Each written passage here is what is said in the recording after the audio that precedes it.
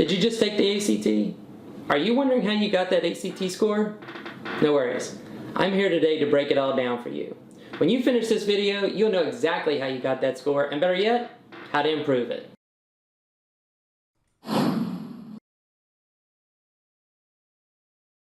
For the best ACT test prep and practice videos, subscribe and hit the bell to be notified of new videos posted every Tuesday. Hey there, future college students. I'm Kevin Landry, and I'm currently a math teacher at day, but I've been a test prep professional at night for the last 10 years. My wife and I have helped thousands of students improve on the ACT, and now I'm going to show you how your ACT score is determined.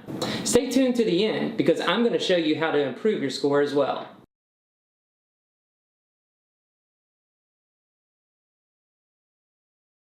The first thing that you need to realize is it's called a standardized test for a reason. What that means is you're going to get what's called a raw score on each test. So if there are 60 questions on the math test and you make 45 out of the 60 questions correct, that is your raw score. That raw score needs to be converted to a scale score, and on the ACT, the scale score ranges from 1 to 36.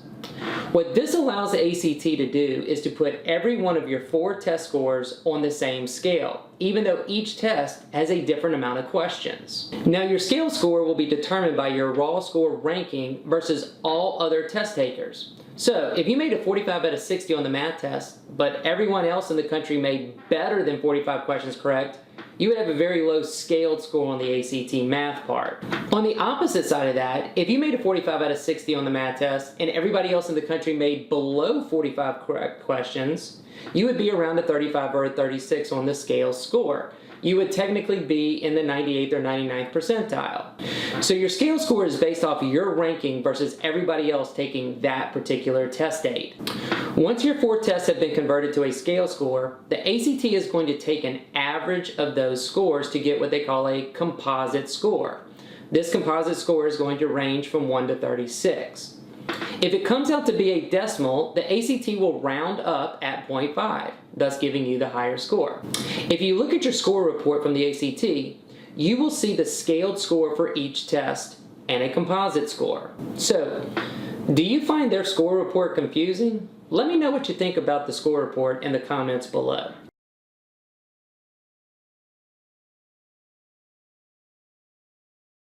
Once you know what your goal score is, we can actually reverse engineer the scoring process and know exactly how many questions you need to get right on every single test on the ACT.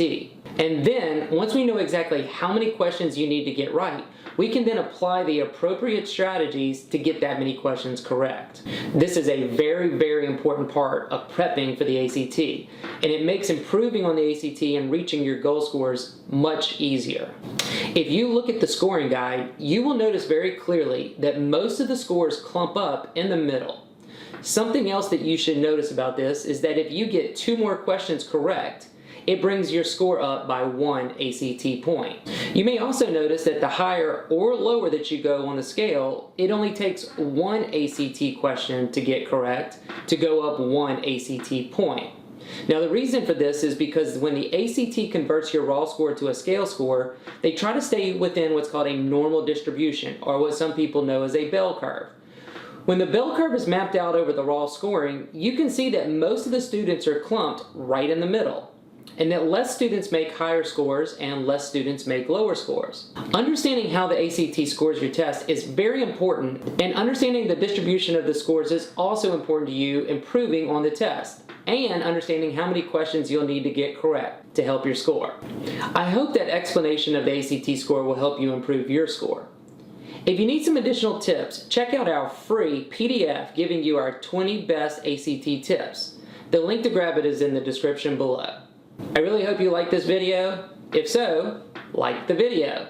And if you haven't yet, please hit that subscribe button and share it with a buddy. So tell me, what else about the ACT confuses you? Let me know in the comments below and we'll try to make a video for it. Thanks for watching.